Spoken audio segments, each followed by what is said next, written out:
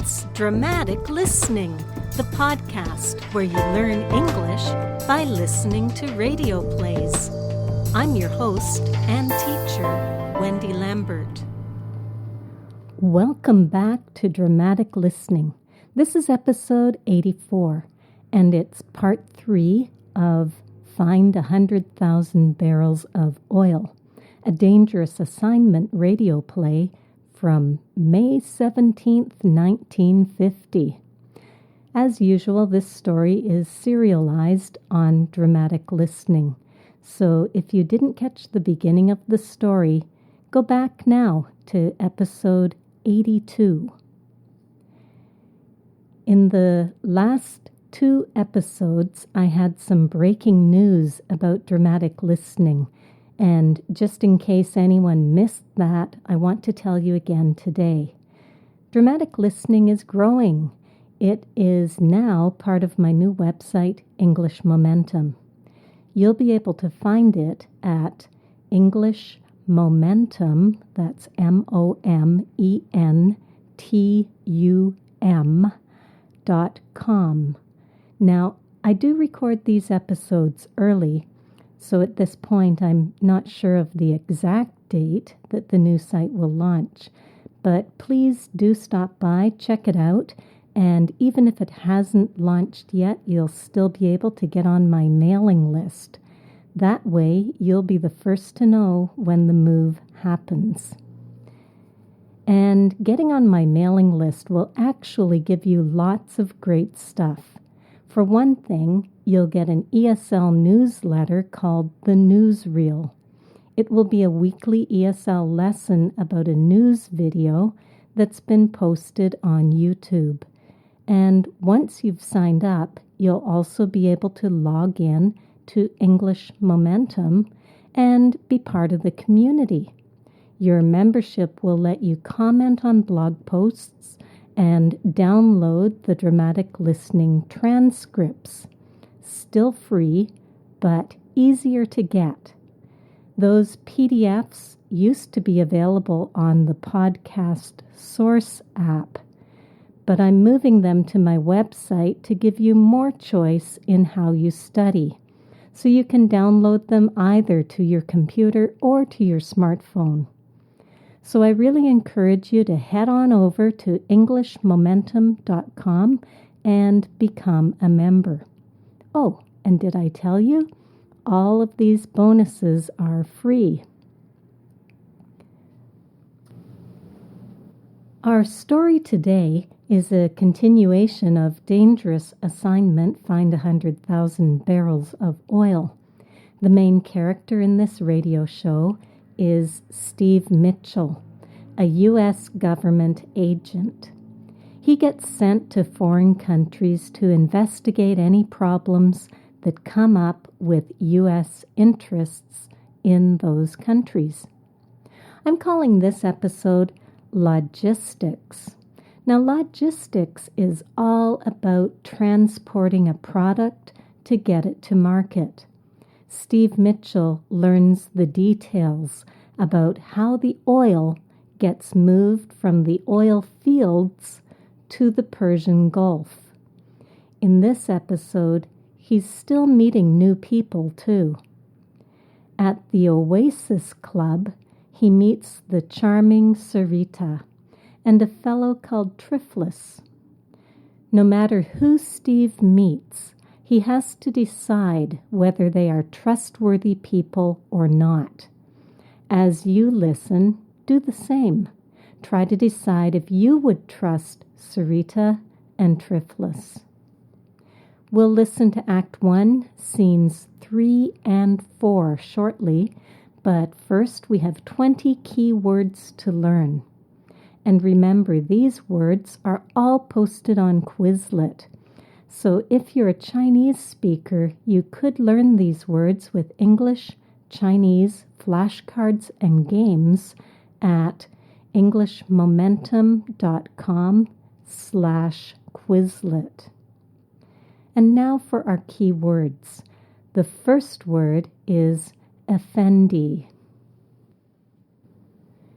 Effendi is a Muslim title of nobility, meaning a lord or a master. And as a title of respect or courtesy, it gets used even to refer to a foreigner in the Middle East in this story. So in that sense, it's a lot like the word sir in English. We don't use Effendi too much in English. It definitely refers to the Muslim culture when you do use it. In Chinese, we would say Effendi. The Uyghur people of northwest China have many folk tales about a clever hero called Effendi. Word number 2, a slang phrase, skip it. Skip it. Skip it means forget it. It's said when you don't want to bother explaining what you just said. Swindle in Chinese. So two people talking, the first person might say, I don't know what you mean. And the reply could be, skip it. Forget it. Word number 3, modest. Modest is an adjective, and you use it to describe someone who is not boastful or proud of their achievements. Modest. In Chinese, qianshu or qianbei. You're very good at playing the piano, but I expect you to be modest, not proud. Modest. Word number 4, charming. Charming is another adjective. This one means fascinating or even bewitching. Miren in Chinese, or Wu Mei, Mei Li. The young guys were attracted to the charming young lady like flies to honey. Charming. Word number 5, coast. This is being used as a noun, and as a noun, it means the land along the ocean. It could be beach or cliffs or anything. An or Yanhai or Hai'an. Taiwan's east coast is beautiful, yet few people live there. Coast. Word number 6, enterprise. Enterprise is another word for business, so this is a noun. Qiyie. My brother, who is very entrepreneurial, runs a few enterprises. Enterprise. Word number 7, truck line. Truck line is a 2-word noun, and it means a trucking company or a transport company. 汽车运输公司. His truck line got some bad press when one of his drivers nodded off at the wheel and caused an accident. So his trucking company was in the news, but it was bad news because one of his drivers fell asleep while they were driving and they caused an accident. Truck line. Word number 8, operate. Operate is a verb and it means to run something like a company, or run a machine. It means manage or engage in something. In Chinese, Jingying. He operates a chartered bus line that takes tour groups around to all the scenic spots. Operate. Word number 9, haul. Haul. This is a verb and it means to transport. To transport goods or to carry something in transport vehicles. Yun song or Shu Song, or Ban Yun. Do you think it is safer to haul oil by ship and trucks or transport it by pipeline? Haul. Word number 10, swindle. Swindle is a verb and it means deceive, cheat somebody out of his money. In Chinese, we would say pian or jia pian. That guy swindled a lot of people out of their money before he left town. Now he's probably found a new town of victims somewhere else. Swindle. Word number 11, a phrase, and it's a noun phrase, storage tank. A tank is a container that holds liquid. So your car has a gas tank where you put your gas. And you might have a fish tank in your house, and you might keep your fish in there if you have a hobby of looking after fish. So tank holds liquid. And this is a storage tank, so it's a place to store liquid. Chu Guan, or Ju Shui Chu. Although the city has cut off the water today, we still have water. It's coming from the storage tank on the roof. Storage tank. Word number 12 is a verb phrase, pick up or pick something up. If you pick it up, you learn it in passing. Peng Chao Ting Dala. He picked up a few French phrases on his trip to France. Pick something up. Word number 13, another verb phrase, a two-word verb, slip out. Slip out. If you slip out, you leave unnoticed. Nobody saw you go. Liu Chu Chu. The speaker was so long-winded that Travis slipped out for a cigarette and got back before the speech ended. Slip out. Word number 14, incidentally. This is an adverb and it means by the way. So it's used to change the subject that you're talking about a little bit. Probably something that you're talking about reminded you of something else, so there's a connection, but you're able to bridge over to that new topic by saying, incidentally, 顺便 or 顺便说说 in Chinese. So, here's my car keys. The tank's full of gas. Drive carefully. Oh, incidentally, you know how to change a tire if you get a flat, right? Incidentally. Word number 15 is actually a whole phrase here. A man of character, or a person of character, a woman of character. So this is a noun phrase, and it means a morally good man, a man with moral integrity, or a person who is morally good and has moral integrity. Gu Qi in Chinese.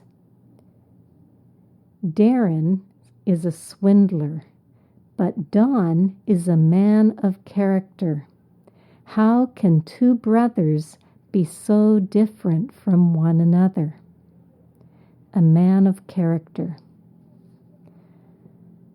Word number 16 is a verb, run, and we've already seen that it means operate. So if you run a business, you operate a business, you manage it, you carry on a business.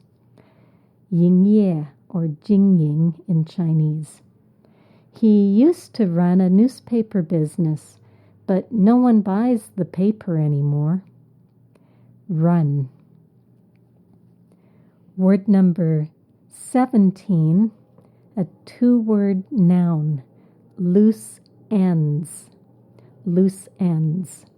These are things that have not quite been completed or done correctly. Perhaps they are parts of the puzzle that don't fit in. They don't make sense yet. So you have a few loose ends. Ling sui shirching or ling xing shirching. I've got a few loose ends to tidy up here before I can call it quits. I should be done soon, though. Loose ends. Word number 18, pilot. When this is used as a noun, it refers to the person who flies an airplane. Fei Xing Yuan or Jizhang or Jiazhizhi. Luke is a bush plane pilot. He takes guys out to remote places to go fishing. Pilot. Word number 19, a 2-word verb. Take off. Take off. This is the point at which an airplane leaves the ground and starts to fly. Qifei. My plane takes off at 10 in the morning, but I have to be at the airport 3 hours early. Take off. And finally, word number 20, airfield. Airfield, it's a noun, and it's the takeoff and landing strip, or the airport. Jichang, Fei Jichang, or Qiluochang. When I arrived at the airfield, the pilot was already there doing a last-minute safety check on the plane. Airfield. Well, that's it for our new words. Remember, they're all on Quizlet, so you can go and study them there. And right now, we're going to listen to Act 1, Scenes 3 and 4 of Dangerous Assignment, Find 100,000 Barrels of Oil. This part of the play is about 5 minutes long.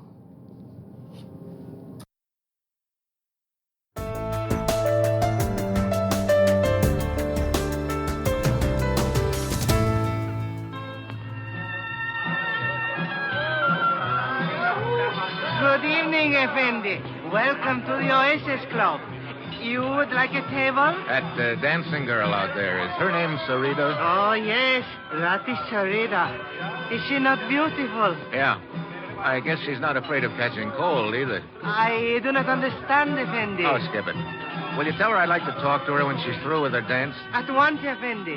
Her table is over in the corner. If you will wait there, I will send her to you. Thank you.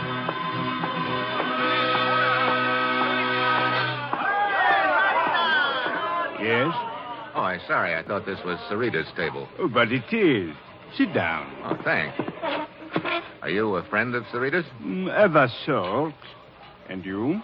Well, I'm sort of a friend of hers. I see. Oh, here she comes now. Mm-hmm. You are the one who wished to see Sarita? Yeah. My name's Steve Mitchell. I see the two of you have already met. Well, not officially. This is Triflus. Hi. Delighted. And what do you wish of Sarita, Mr. Mitchell? Little information about your dead boyfriend, Yusef. Many men are in love with Sarita, Mr. Mitchell. It is a pity, but it is fate. Yusef was merely one of them. I see. Well, was it fate that killed him? I do not understand. How did it happen? It was during my dance. I heard sudden shouts. Then the lights went out. Oh, such a pity. I might have saved Yusef had I acted more quickly. What do you mean, Triflus? Well, I was standing over at the bar when the fighting started, but just as I got to Yusef, the lights went out and there he was, lying on the floor with a knife in his back.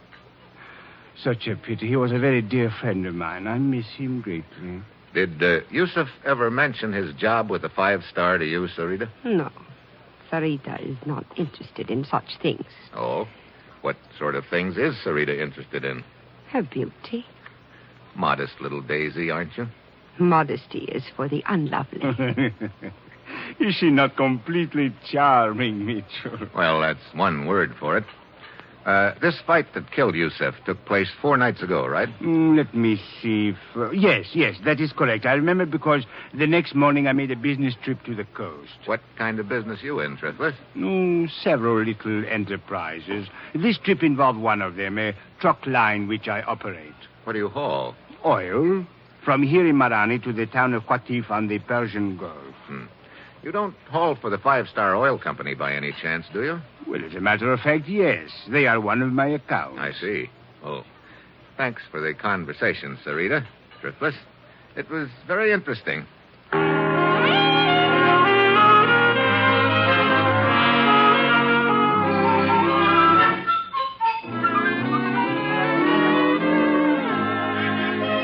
Haroun? Yes? This swindle has undoubtedly been going on for some time.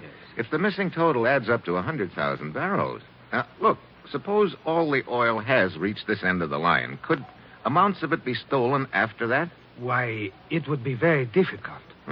What happens to the oil after it gets here? It is pumped into large storage tanks. Are those tanks checked regularly? Fairly regularly. Well, then, after that, the oil is pumped into trucks and taken to the town of Qatif on the Persian Gulf. Why, yes. I believe I forgot to tell you that. I picked it up. Is it possible that a couple of extra truckloads could be slipped out without the company knowing it? Absolutely impossible. I checked the trucks out myself. I see. Incidentally, a guy named Triflus runs that truck line, doesn't he? Why, yes, he does. You know much about him? Why, of course. I'm sure he's a man of character. How do you know? Triflus is my brother-in-law. Oh? Hello, Mitchell. Turned up anything so far? Oh, nothing except a bunch of loose ends, Williams. That's too bad. Means my job if this mess isn't cleared up. It means your whole company and all the other oil companies, too. Look, you say this pipeline is patrolled. Yes. By plane, every day. Who's your pilot? Guy named Dean. Matter of fact, he should be getting ready to take off right now. Well, call the airfield and tell Dean to wait for me. I'd like to go along for the ride.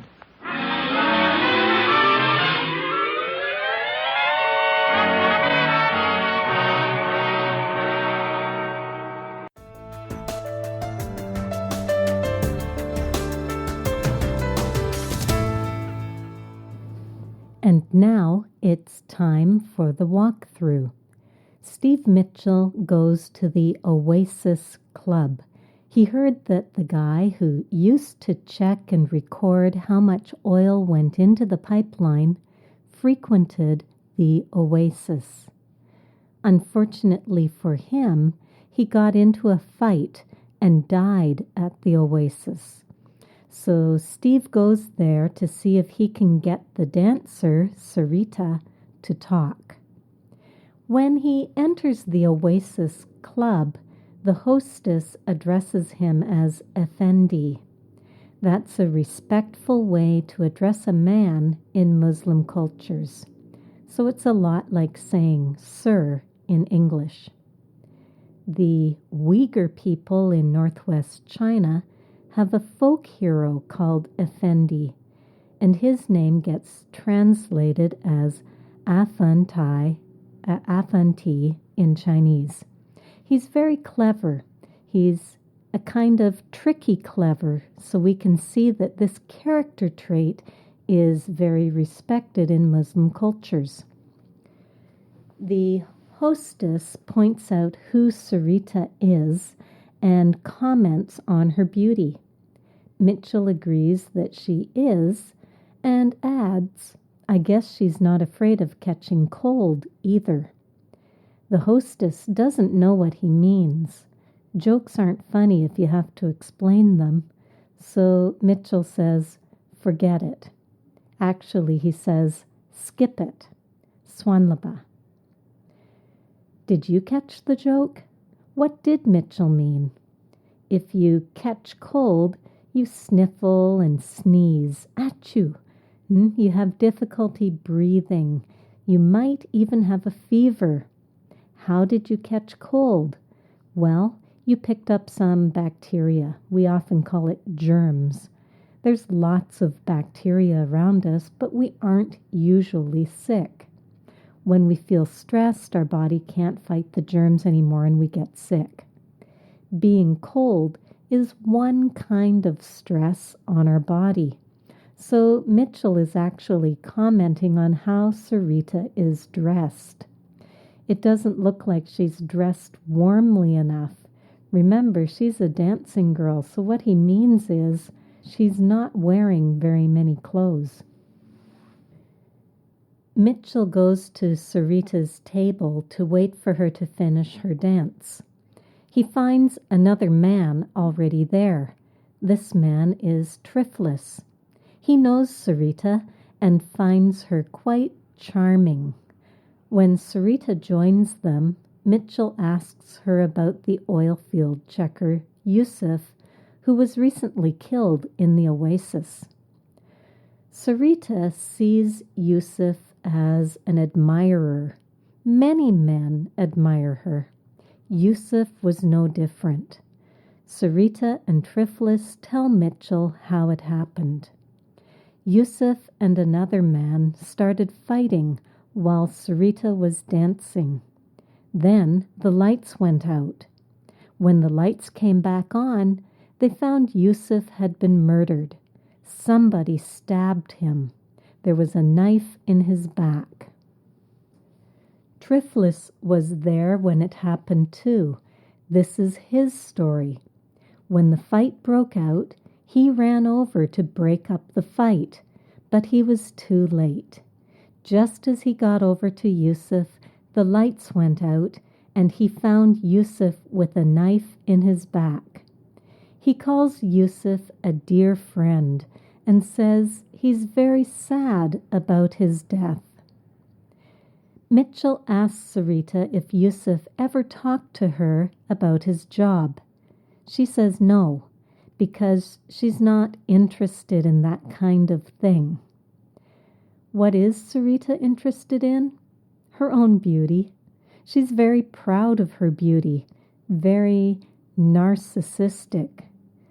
孤芳自赏. Like the narcissus flower bending over the water to see its reflection, she probably spends a lot of time looking at herself in the mirror.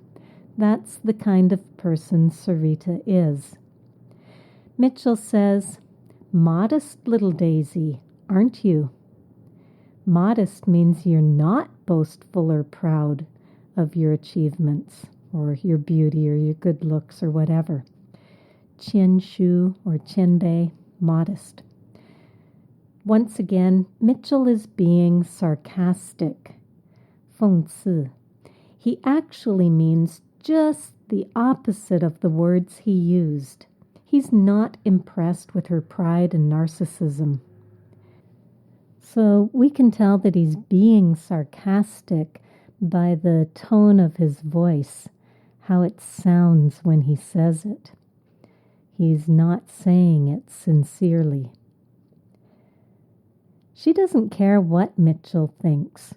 Her pride comes through again when she says, "Modesty is for the unlovely."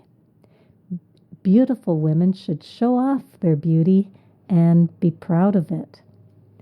This is her way of thinking. Triflus likes her attitude. He says she's charming. She's fascinating, even bewitching. She certainly has his attention. She's Miran, or Wu Mei, or Mei Li. Charming. Mitchel asks more questions about the fight. He confirms that the fight happened 4 nights before. So he's getting the same story from both Haroun and Triflus. Triflus is sure of the time because he remembers the next day he had to go on a business trip up the coast. The coast is Yanhai or Hai'an. The conversation turns to Triflus's business. He has several little enterprises, several businesses, 企业. That particular business trip had something to do with his truck line. So we know he has a trucking company, a transport company. 汽车运输公司. He operates or he runs a trucking company. He manages it. 经营. 他经营一个汽车运送公司. So Mitchell asks him what kind of product he transports. He asks, what do you haul?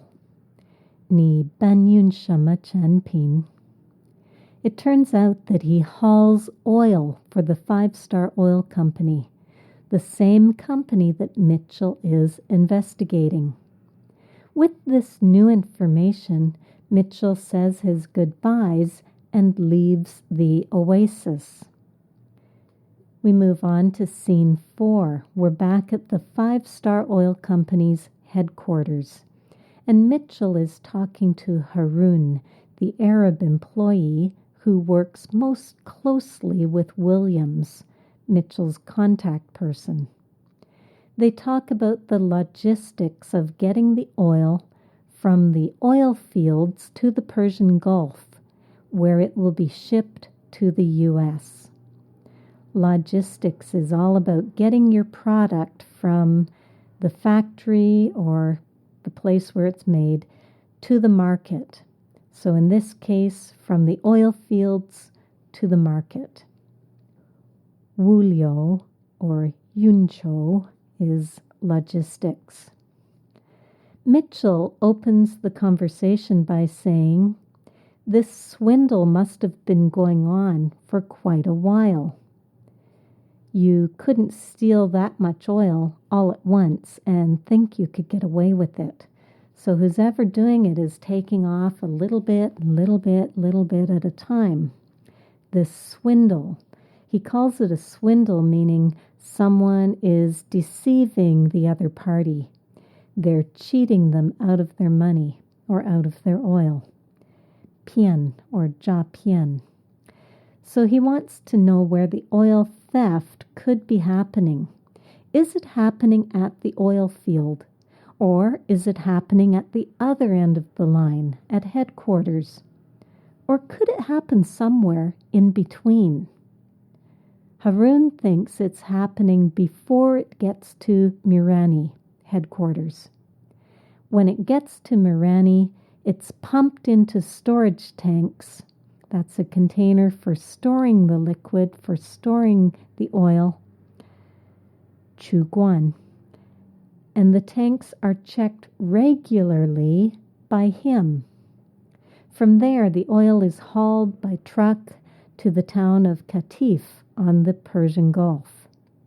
Mitchell added this part himself. He already knew that much from his talk with Triflus. Haroun, wanting to appear honest and straightforward, like he's not hiding anything, apologizes for not including that information. Mitchell says, I picked it up. In other words, he learned it in passing. Pengqiao Tingdala. And this is how it happened in his talk at the Oasis.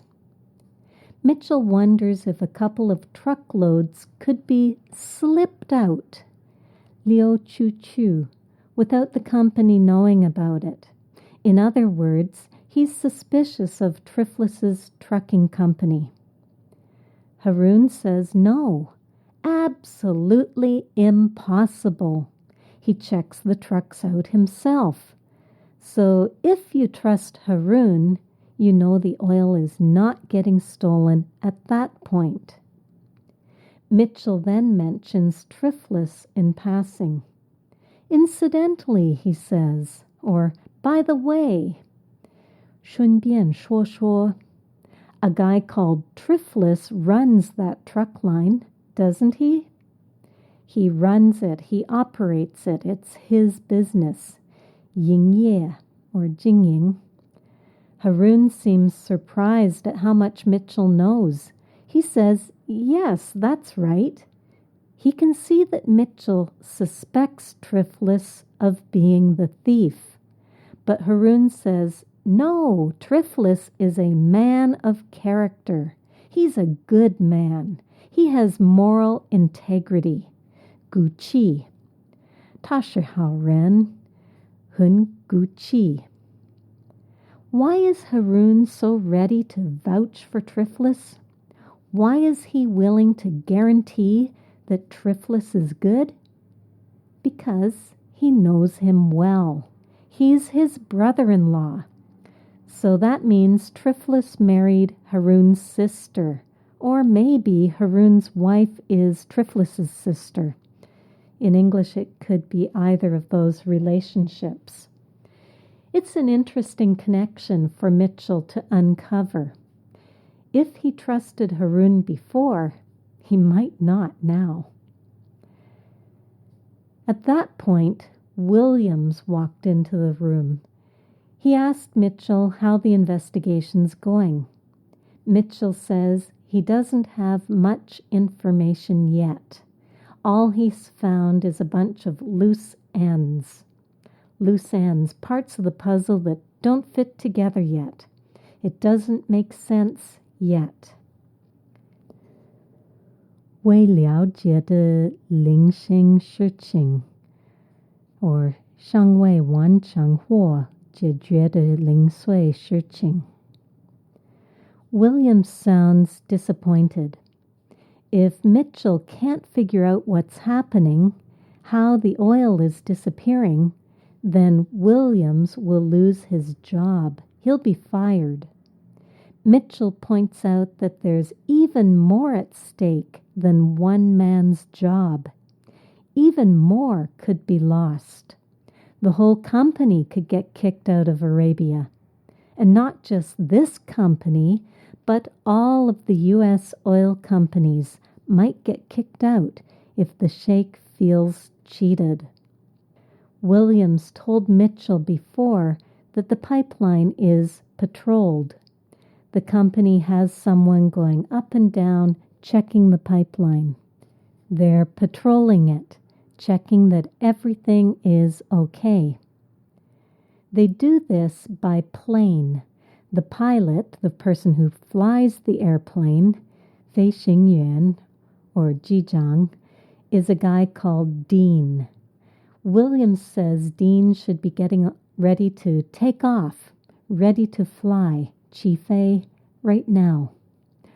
Mitchel tells Williams to phone the airfield, the takeoff and landing strip, the airport, Jichang or Qiluochang, and tell Dean to wait. He wants to take a ride with him. Well, that's it for the walkthrough. Let's listen once again to Act 1, Scenes 3 and 4.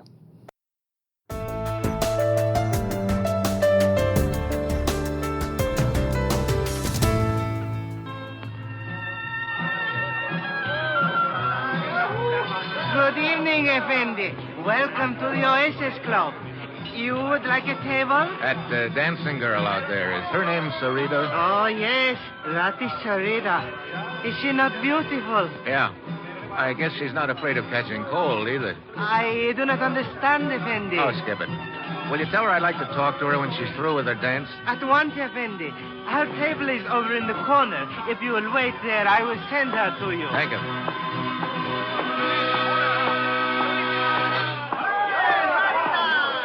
Yes? Oh, I'm sorry. I thought this was Sarita's table. Oh, but it is. Sit down. Oh, thanks. Are you a friend of Sarita's? Ever so. And you? Well, I'm sort of a friend of hers. I see. Oh, here she comes now. Mm-hmm. You are the one who wished to see Sarita? Yeah. My name's Steve Mitchell.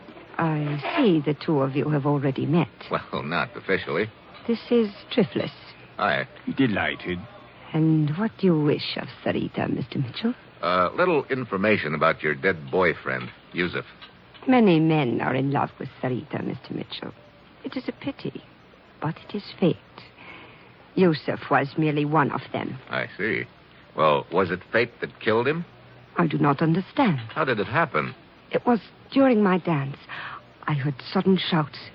Then the lights went out. Oh, such a pity. I might have saved Yusef had I acted more quickly. What do you mean, Triflus? Well, I was standing over at the bar when the fighting started, but just as I got to Yusef, the lights went out and there he was, lying on the floor with a knife in his back.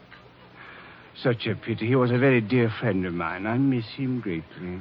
Did Yusef ever mention his job with the 5-star to you, Sarita? No. Sarita is not interested in such things. Oh? What sort of things is Sarita interested in? Her beauty. Modest little daisy, aren't you? Modesty is for the unlovely. Is she not completely charming, Mitchell? Well, that's one word for it. This fight that killed Yusef took place 4 nights ago, right? Let me see. Yes, that is correct. I remember because the next morning I made a business trip to the coast. What kind of business you in, Triflus? Several little enterprises. This trip involved one of them, a truck line which I operate. What do you haul? Oil. From here in Marani to the town of Qatif on the Persian Gulf. You don't haul for the 5-star oil company by any chance, do you? Well, as a matter of fact, yes. They are one of my accounts. I see. Oh, thanks for the conversation, Sarita. Driftless. It was very interesting.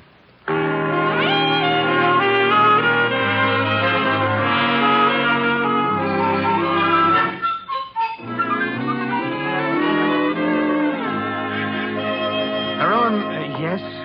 This swindle has undoubtedly been going on for some time. If the missing total adds up to 100,000 barrels... Now, look, suppose all the oil has reached this end of the line. Could amounts of it be stolen after that? Why, it would be very difficult. What happens to the oil after it gets here? It is pumped into large storage tanks. Are those tanks checked regularly?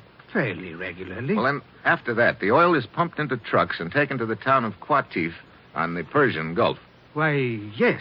I believe I forgot to tell you that. I picked it up. Is it possible that a couple of extra truckloads could be slipped out without the company knowing it? Absolutely impossible. I checked the trucks out myself. I see. Incidentally, a guy named Triflus runs that truck line, doesn't he? Why, yes, he does. You know much about him? Why, of course. I'm sure he's a man of character. How do you know? Triflus is my brother-in-law. Oh? Hello, Mitchell. Turned up anything so far? Oh, nothing except a bunch of loose ends, Williams. That's too bad. Means my job if this mess isn't cleared up. It means your whole company and all the other oil companies, too. Look, you say this pipeline is patrolled. Yes. By plane, every day. Who's your pilot? Guy named Dean. Matter of fact, he should be getting ready to take off right now. Well, call the airfield and tell Dean to wait for me. I'd like to go along for the ride.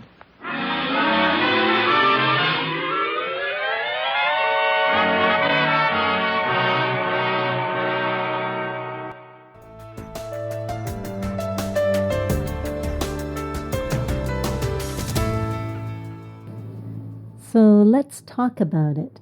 What do you think of the charming Sarita, the dancer? And how about Triflus? Are they trustworthy? What do you think it is that's giving you those strong feelings about either of them?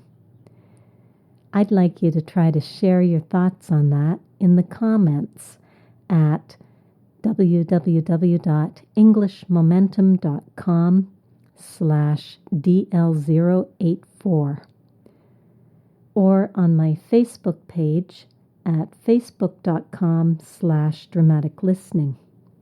I'd love to hear from you.